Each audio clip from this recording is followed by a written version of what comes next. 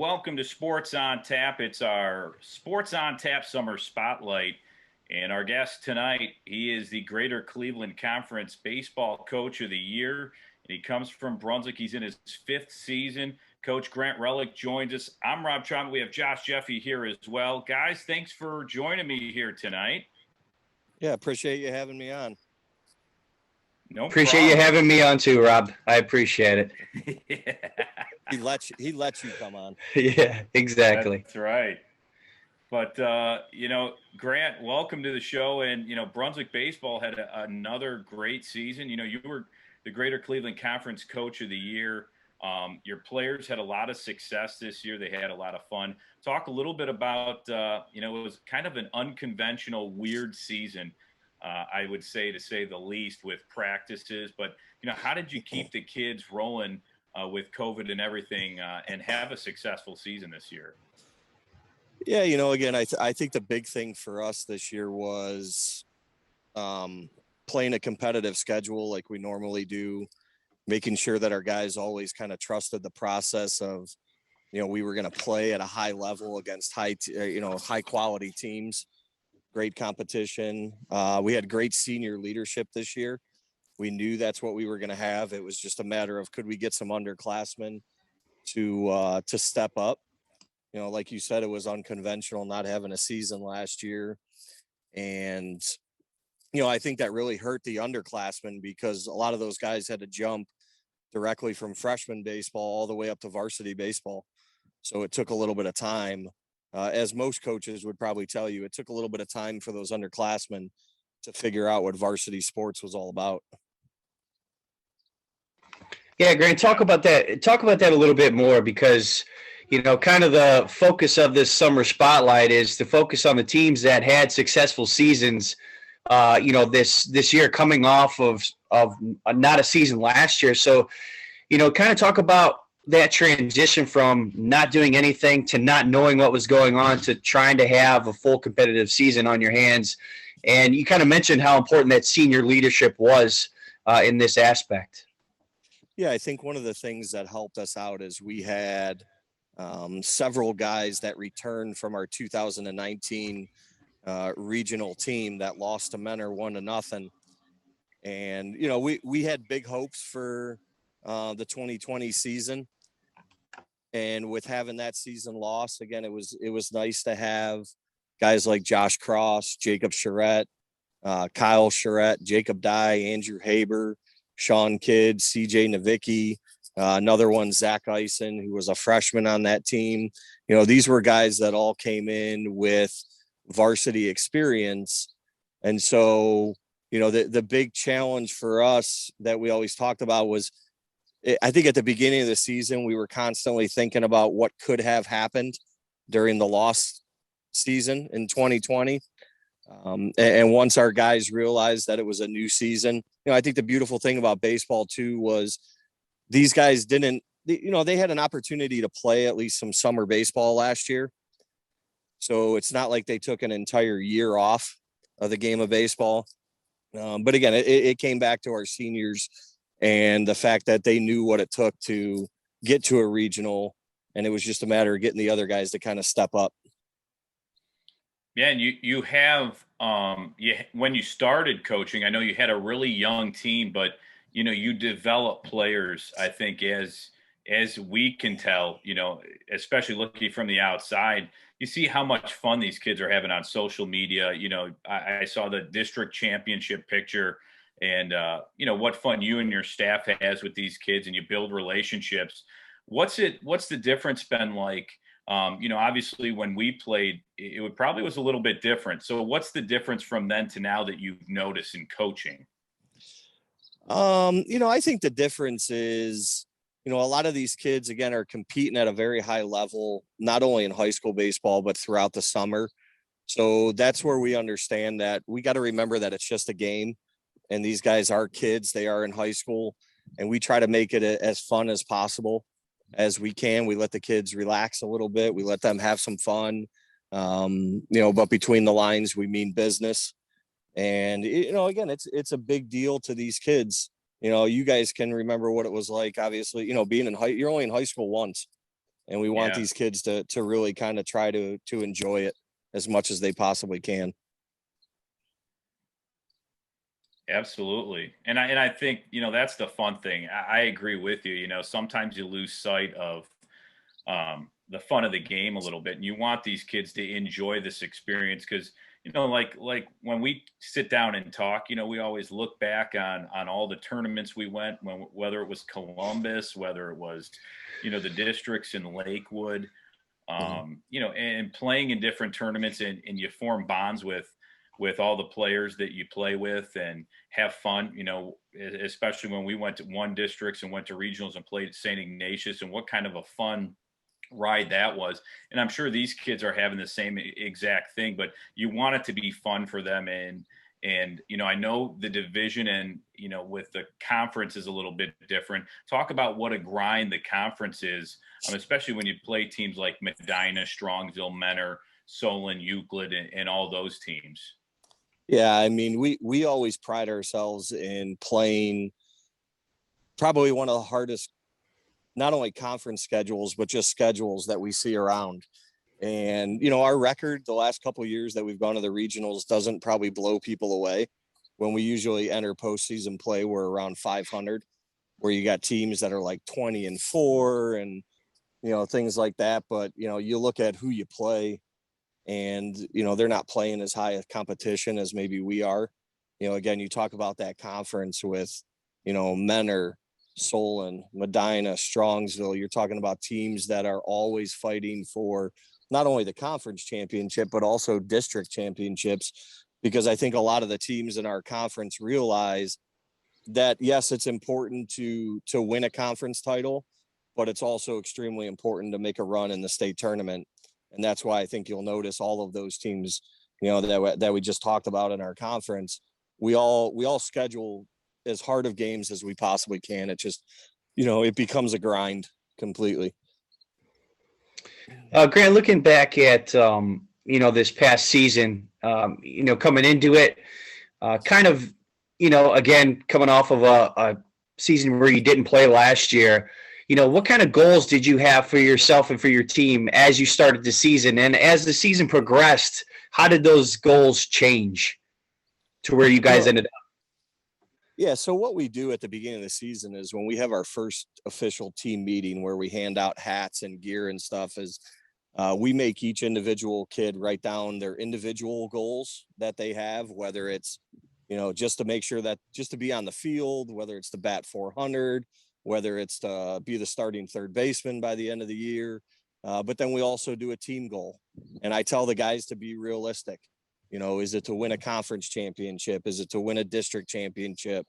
And most of the guys that came back from our previous 2019 tournament run all said they wanted to get back to where we were, if not advance a little bit further.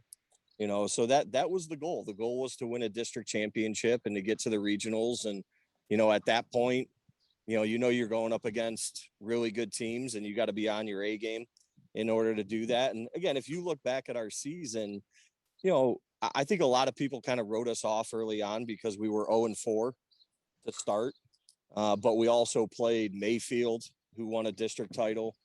We played Brecksville, who lost in a district championship. We played Avon Lake, who was a really good team this year. I believe, I think they won that Southwest Conference, or were at least at the top of that. We lost to a Willoughby South team that was tough. We played Menor twice, who won a district title. So it was constantly. Our goals never changed. Our goal was always to win the conference state. But I think when we started 0-4, a lot of people started to have doubts on us, and we just kept telling our guys, trust the process. In the end, that's all that matters.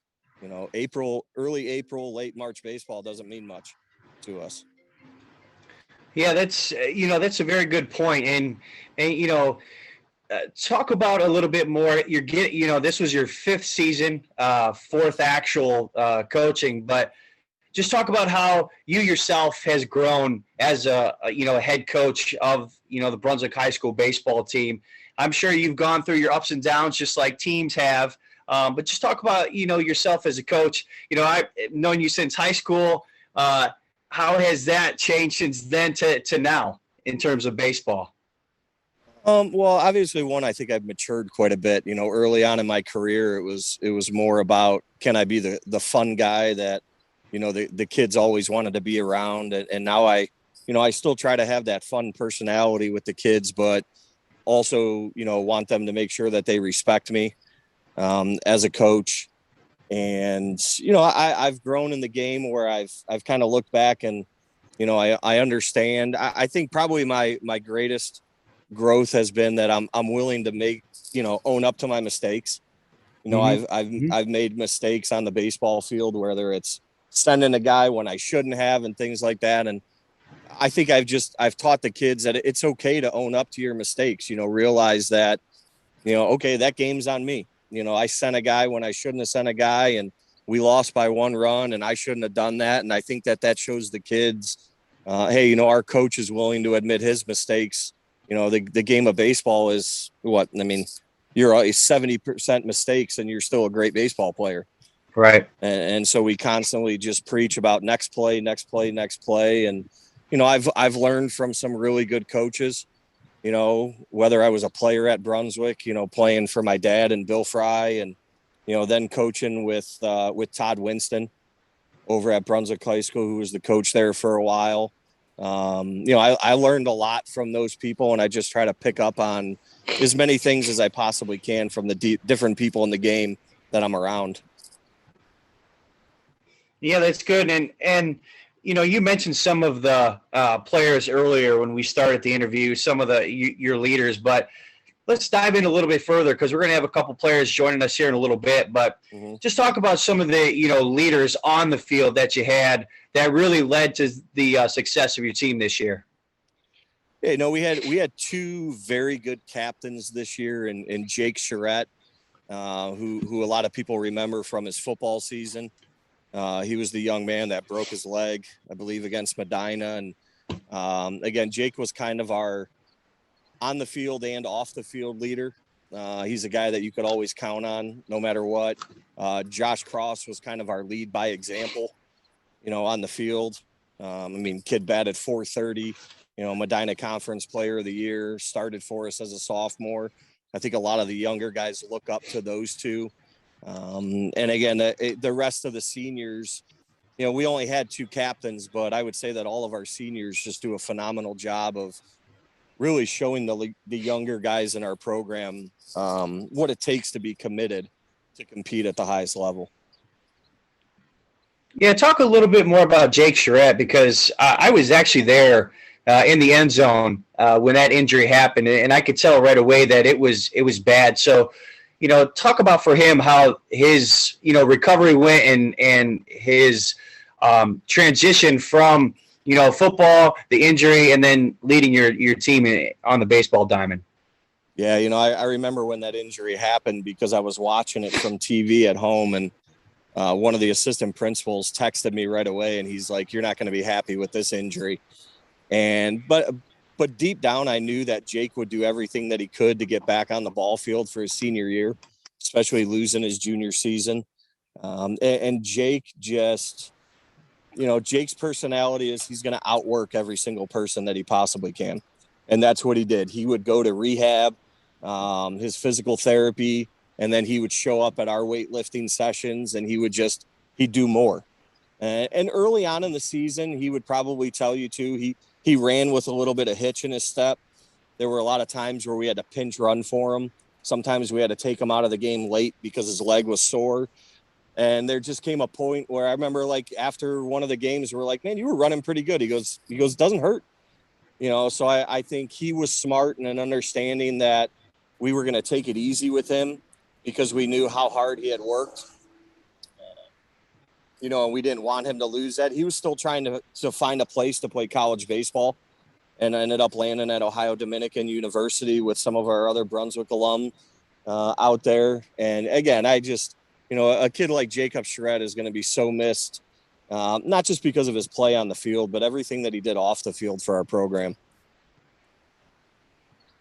Now, coming up, I know we're going to talk to Josh Kross and Sean Kidd, who had big time leadership roles, on this team. Talk a little bit about them too, and if you want, you could talk about other players that really meant a lot to this team, because I know there were other seniors, and a lot. With the Chronicle, they have first team, second team, honorable mention. There were a lot of Brunswick players this year that had really good seasons. So talk a little bit about, the two that are coming up here at, let's see what time, it's 8:16. So in a few minutes, they'll be coming on, and some of the other players that meant a lot to your team this season.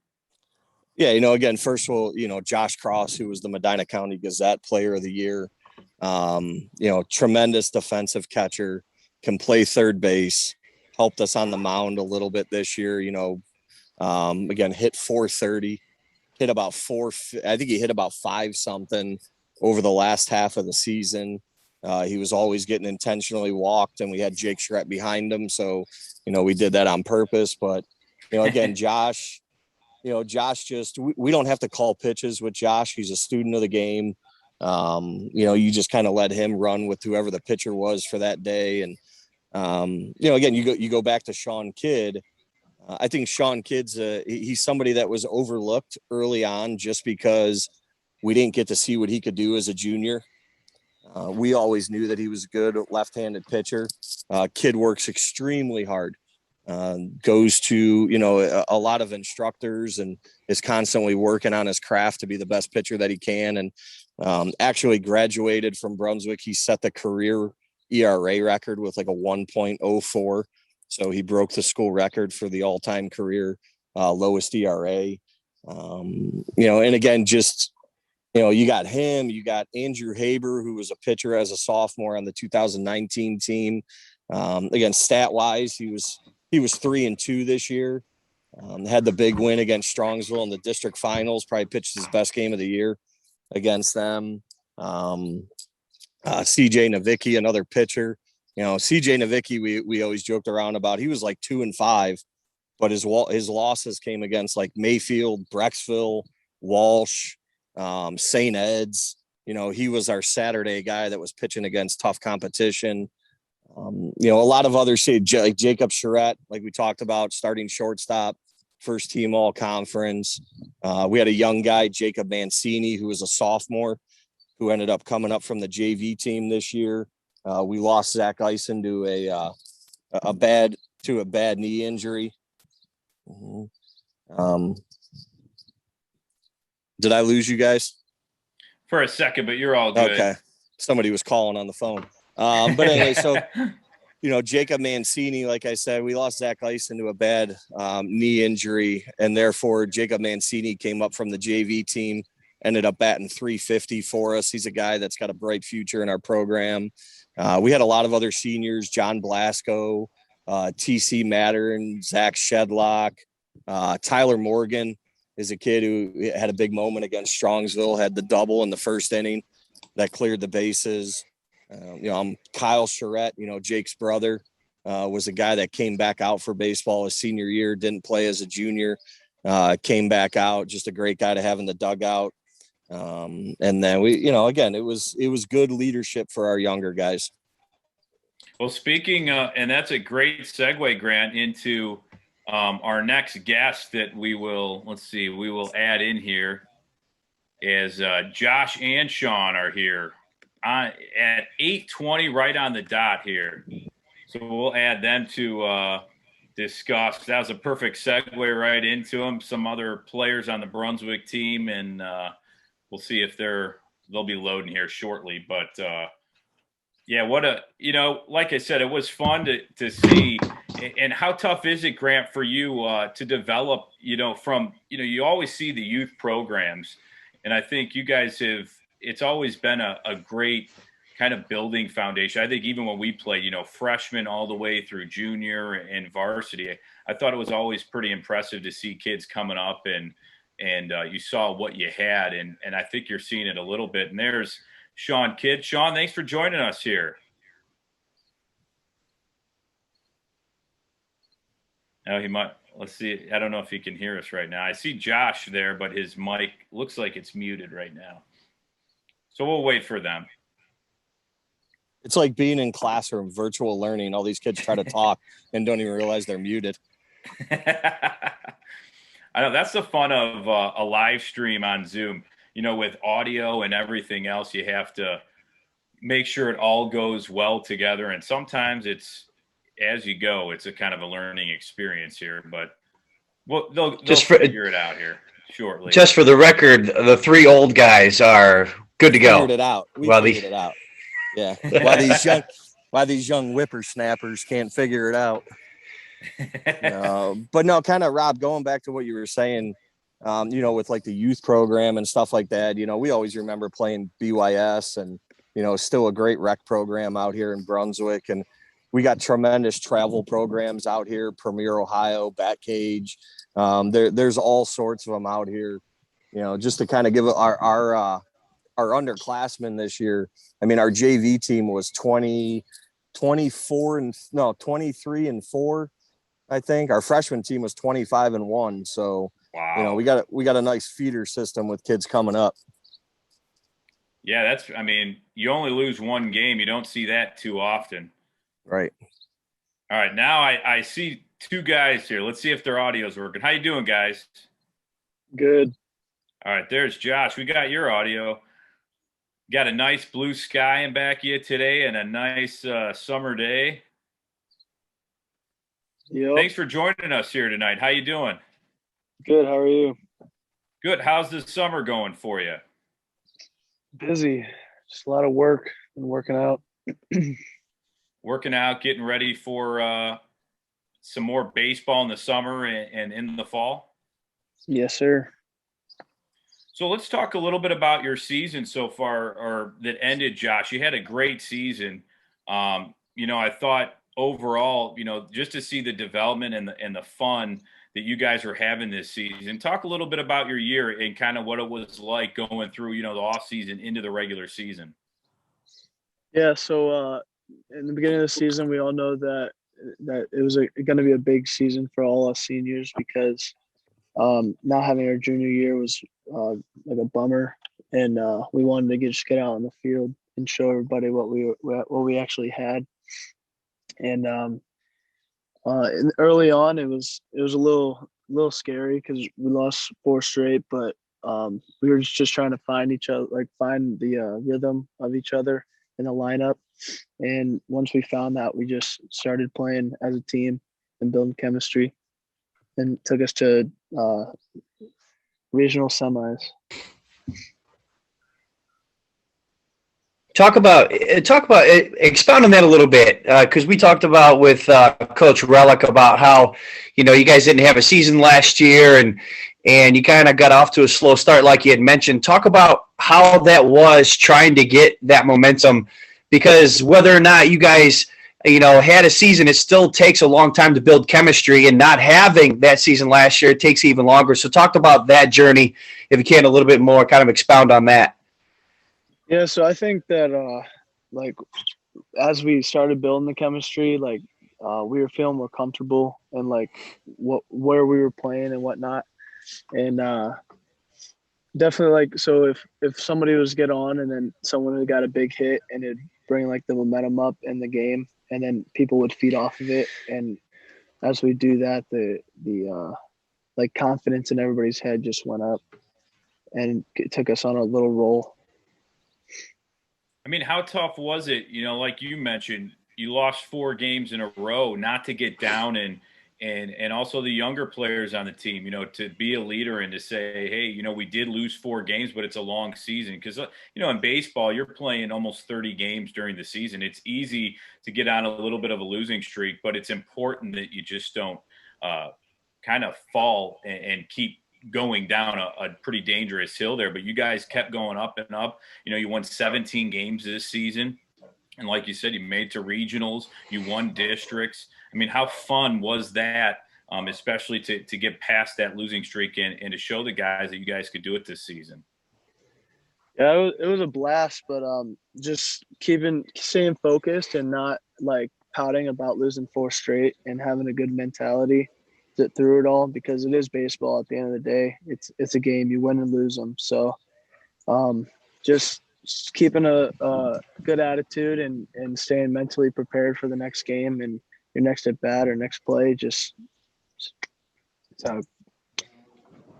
that's how you got to do it. There's no doubt about that. You got to have fun while you're playing too. And Sean Kidd, another important part of the Brunswick program and team this year. And Sean, thanks for joining us. And I know you had a fun season. Talk a little bit about your season. You were a key ingredient to the pitching staff this year. So, well, first I want to apologize for the audio. At first, I couldn't hear you guys. Oh no, that's no problem. We all have been having some audio fun tonight. Starting off, I want to just thank Josh because he's definitely a big part of my pitching. I mean, a pitcher's only as good as his catcher, and we figured that out early in the season as Josh just being a stud behind the plate. And I think that me and Josh had really good chemistry working as the battery, and we kind of knew midway through the season like what each other like we're going to do. So it kind of just started to become natural, and we would flow very well. Like coming into situations, we both knew he would have signals for me, like 3-2 count. He knew I could throw my curveball for a strike. So he'd say all the confidence in the world, and I'd float one in there for the strikeout. So we eventually got off and started working together really well. So he is a big component. And then with the pitching, I mean, it just kept on going. I really was starting to fixate on my ERA and trying to keep it low, which is usually not healthy for a pitcher's mental state. But I tend to try and fixate on it, and I got really locked into just keeping it as low as possible. And I think that was also kind of helped me be successful. I mean, before games, I would show up early to the field. I'd play catch with my buddy John Blasco, and just work some things out before every game and get locked in. Well, Sean, correct me if I'm wrong, but according to the stats, you pitched 60 innings, you started 10 games, you went 7-1, team leading 72 strikeouts, and your ERA was a crisp 1.05. So I think you did a good job maintaining that ERA. And not only that, but you did add some punch with the bat, batting .314. You added a home run, 22 RBIs in the season. So not only did you pitch well, but you helped your own cause, it seems, too, and helping with the team. And you guys, Coach Relic mentioned you guys earlier when we were talking to him, the team leadership. And talk about how important that for you guys was it to be a positive role model for your teammates to kind of lead the charge. You guys knew you had greatness within you. You just had to go down that journey. So talk about how you felt as a role as a leader on the team. So even though I wasn't a captain, I definitely felt like we were all as seniors leading, like what Coach Relic said, leading by example. And going into that, I kind of knew as a senior, the underclassmen would look up to me. So I would talk to people like Matt Bacher. He would ask me what I could do for arm care because his arm was sore. So I would give him some band workouts to do. Jacob Mancini, I would talk to him all about it. Aiden Hanlon, all of these guys, I would try and just show them this is what you're going to be doing as a senior. Try and set this example. Now, you guys, I know, Josh was the catcher and you were the pitcher, and you just mentioned, you wanted to thank him for everything he did. How was it? How did you guys get on the same page, especially with pitcher and catcher? Do you guys have an understanding of how to call certain batters, or, obviously watching film and kind of going through, knowing the batters in the conference and stuff? You guys obviously had to work together. How did that work out, and how did you guys both gain that comfort throughout the season? Because we see it with the Indians. A lot of their pitching staff likes Roberto Perez.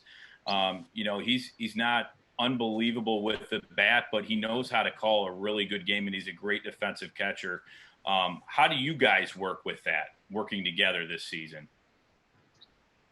So we communicated a lot, and on different batters, I read what the batters had did their last at bat and what they hit and what they did hit.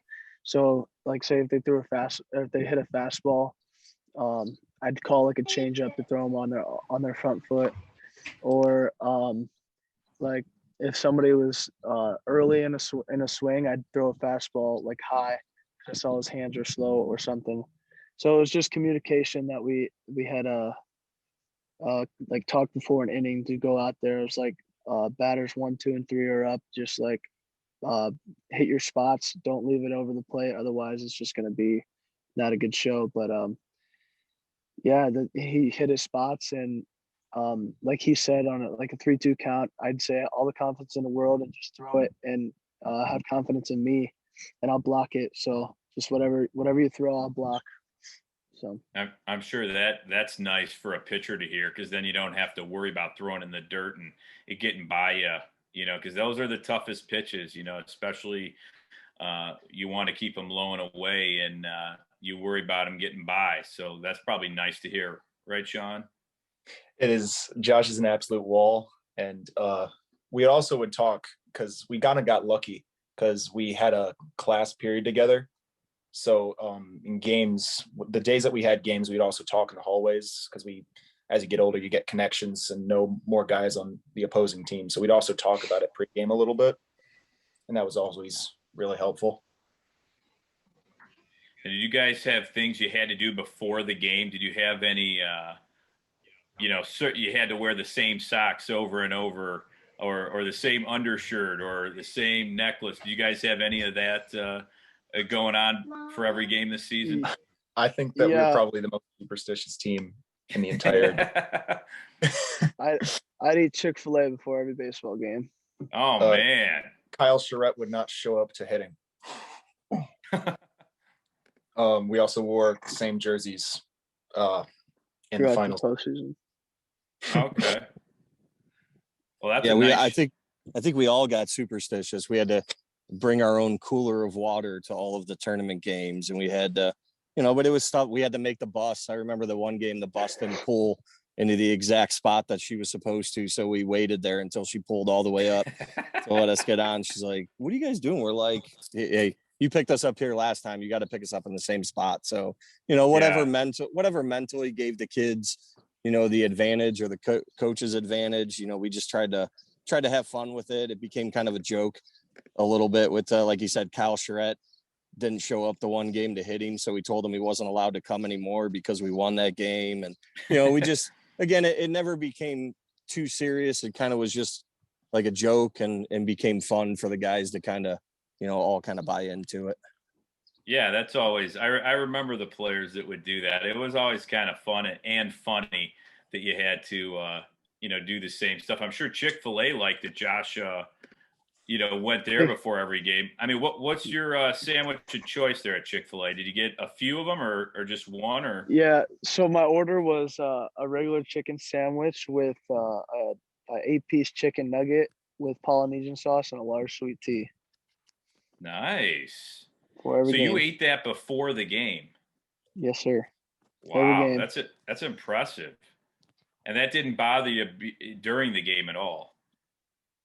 Not during, but after it did.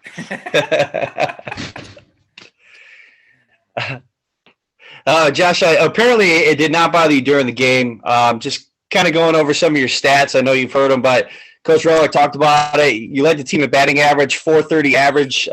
Led the team in home runs, RBI, slugging percentage, on-base percentage, doubles, and you were tied with 27 runs scored. So, for you, as that offensive, leader for the team, and then also adding that second level of being, the defensive captain behind the plate, talk about some of your preparation going into the season and during the season, how you can maintain that, tear of a season that you've had.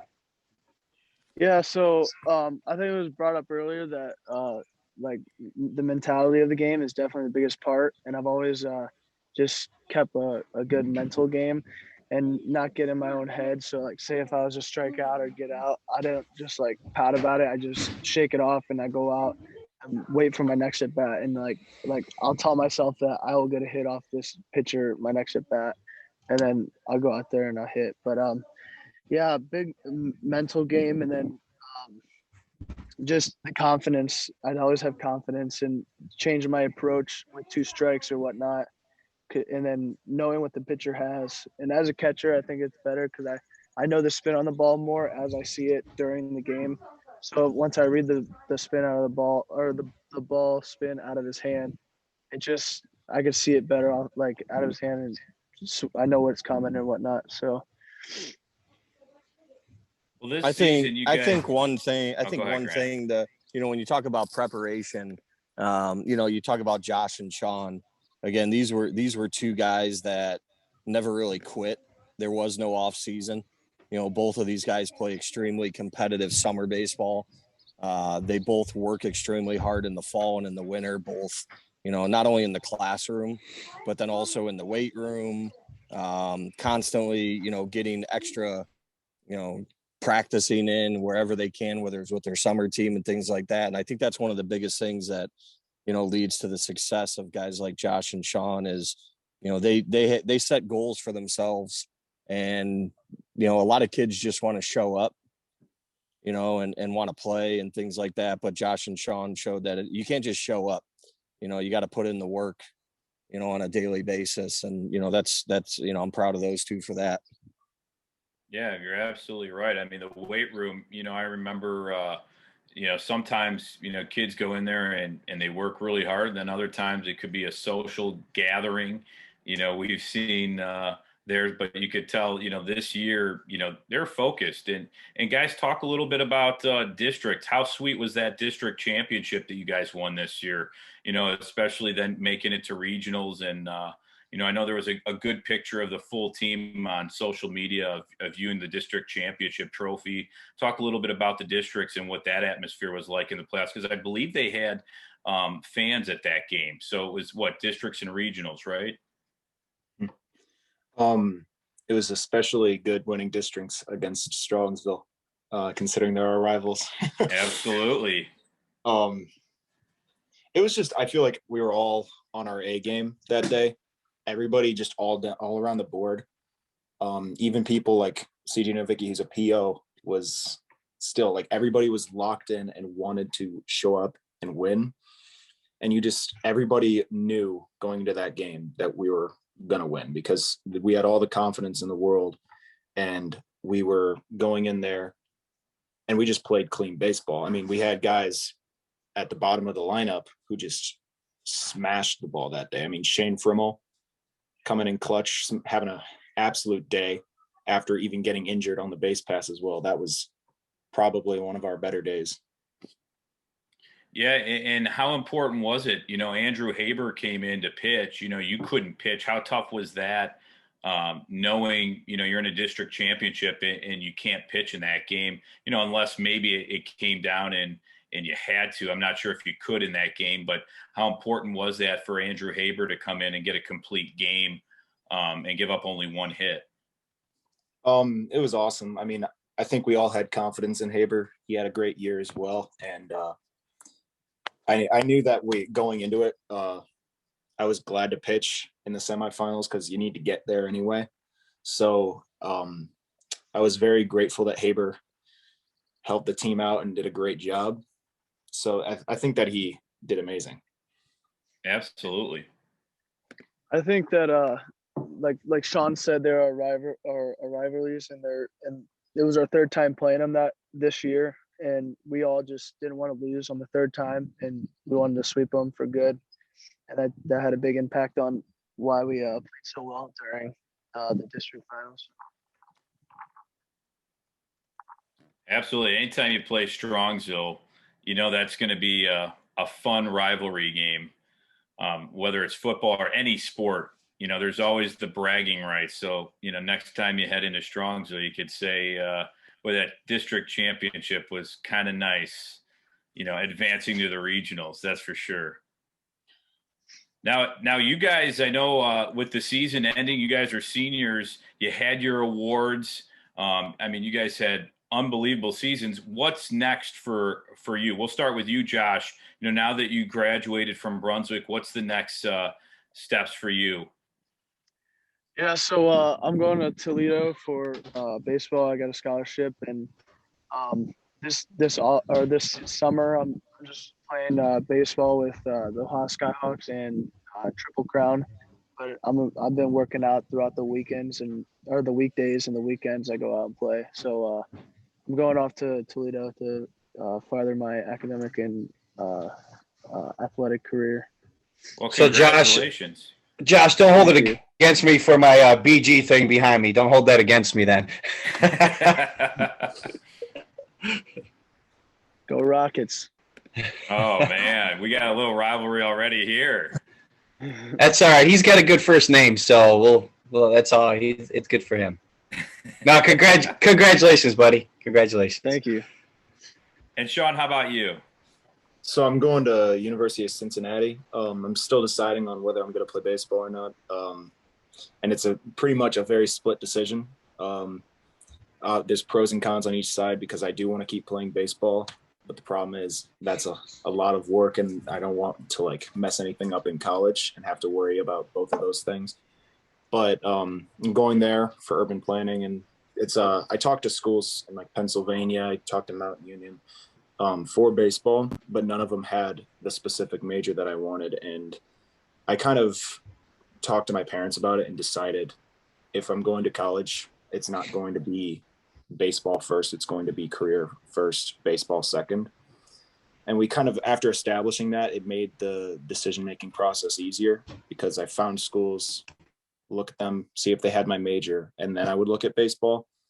And that would kind of just help me narrow things down a bit. Yeah, absolutely. Well, congratulations. Cincinnati is a great school, and that's the most important, going for what you want to do, obviously, to further your education. And that's exciting. It's always exciting when you go to college. Obviously you'll have the memories of this season and the other seasons in which you guys played baseball, and you'll continue to play.